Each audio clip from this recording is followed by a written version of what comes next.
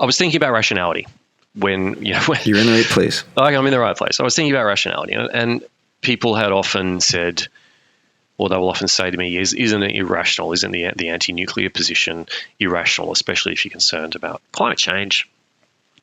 And it's often put in those terms.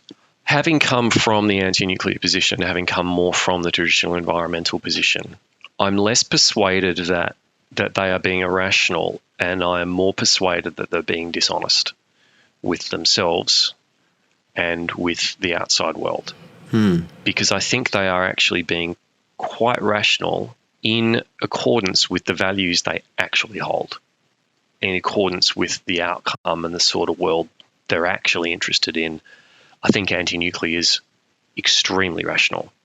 If you make nuclear work, if you make it work in the fullest expression of how good the technology could be, you make a world where people can just use electricity, right?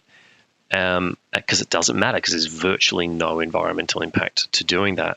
That's not actually the world they're trying to make. That's not actually the world that's consistent with their values. The values behind it are not a fairly pure, we must decarbonize. It is a much more encompassing view of how people should behave, how the world should behave, how society should behave, quite driven by a bit of a sense of people not being such a good thing on the planet, driven by a mindset of scarcity, that there is not enough, driven by a bit of a guilt about being human.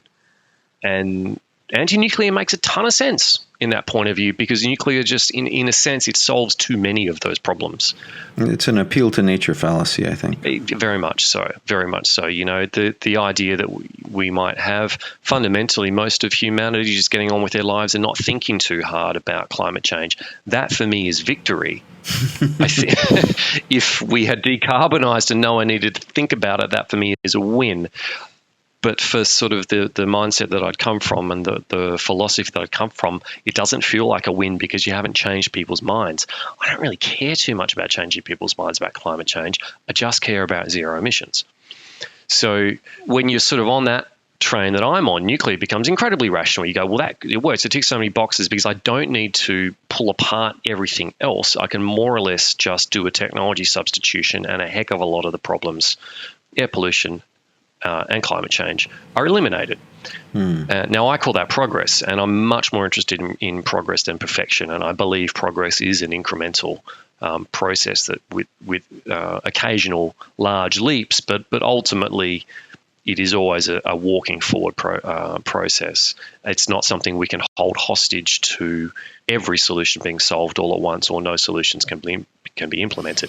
And that makes sense. So I think anti-nuclear is awfully rational if you get to closer proximity to what the underlying values are. Yeah, The Rational View is a weekly series hosted by me, Dr. Alan Scott, providing a rational, evidence-based perspective on important societal issues.